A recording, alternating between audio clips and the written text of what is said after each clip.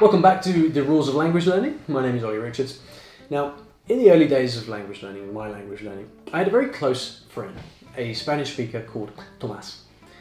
Now, he wasn't and still is a bit of a comedian, and one of the things that he used to say to me was, "Qué tonto eres, tío," which translates as, "You're such an idiot."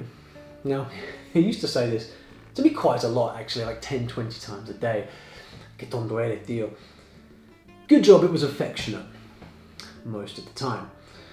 Anyway, the first time that he said it, I probably didn't understand, nor the second or the third time.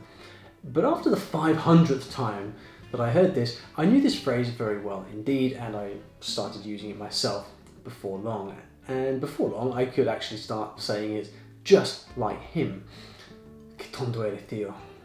I knew this phrase so well that I could use it in just about any situation with Spanish people to take a jibe at someone with just the right intonation to give it a nice comedic effect and endear myself quickly to the people that I was with. It was pure gold.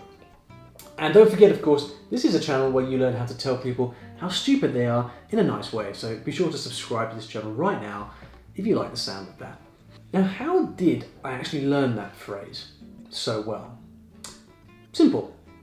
My friend repeated that phrase so often that I had no choice but to learn it.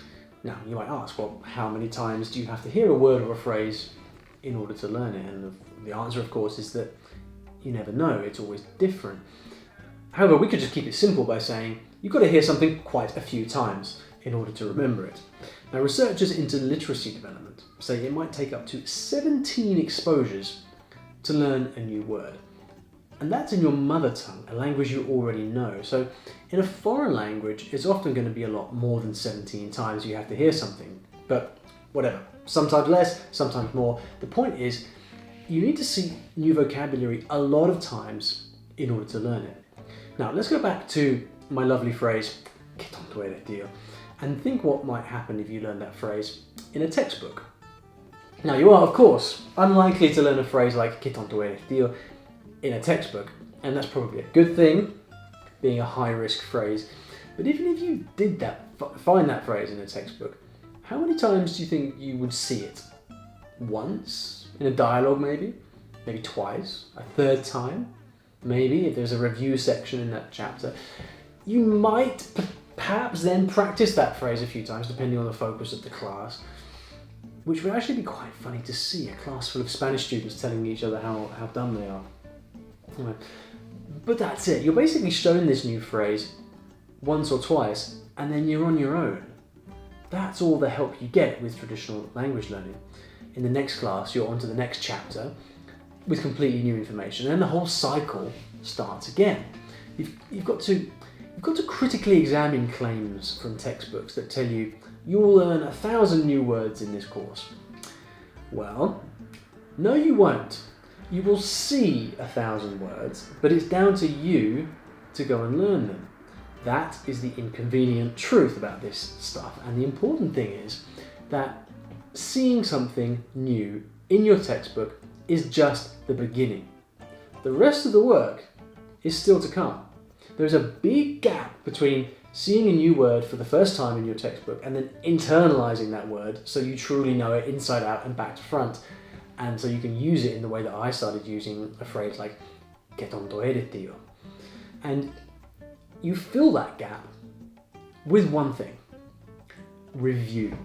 Review, review, review. One of the cornerstones of your language learning routine should be to go back and review things that you've learned before. The day before, the week before, the month before, for that matter. There's very little point in studying something once. The magic happens when you see it over and over again. Now, there are lots of ways to review new vocabulary. You could, for example, find a friend like my friend Tomás who gets a perverse pleasure out of telling you the same stuff over and over again. But if you're not lucky enough to have a friend like that, then there are lots of things you can do to learn a new word or phrase. You can, for example, use flashcards. You can use vocabulary in speaking. You can do some writing using what you've learned. You can talk to yourself in the shower using as many new words as you can. Or my personal favourite, what I tend to do these days, just go back and read and reread earlier chapters from the book, whatever book you're reading. It doesn't really matter. What matters is that you deliberately review what you've learned. If you do that, you'll find new vocabulary sticking in your mind far more reliably than before, so you can feel a sense of progress and satisfaction in your learning. Now, let me give you one very simple way to take action on this right now. What I want you to do is add one very simple step to your daily routine. At the end of every day, I want you to sit down for 10 minutes, just 10 minutes, and look over the last thing or set of things that you have studied. You don't need to write anything, you don't need to study anything. Just take 10 minutes to look back over whatever it is that you've done recently with your languages. Your vocabulary notes, a chapter from a book that you've just read, the audio from the most recent dialogue that you've been going through in your course. What you're doing here is you're adding one extra touch point to your day, one little repetition that is going to be like crack cocaine for your memory, in a good way. You'll see. Just don't go near the crack, okay? Be sensible. Just add these little 10 minutes into your study routine and you'll be amazed at how you retain stuff more easily. So give it a try, let me know how it goes. Now I'd like to know, do you have a method you like for reviewing what you learn? What do you do? I'd love to hear about it, so leave me a comment below to let me know. Also give the video a quick like and don't forget to subscribe to the channel for more videos just like this every single week, and I'll see you in the next Rule of Language Learning. Thanks for checking out the video. I hope you enjoyed it, and if you did enjoy it and you'd like me to continue this series of the Rules of Language Learning, then you can let me know by liking this video. Also, if you'd like to be notified when I upload new videos every week, then you can subscribe to the channel using the big red button below, and the videos will pop right up in your news feed.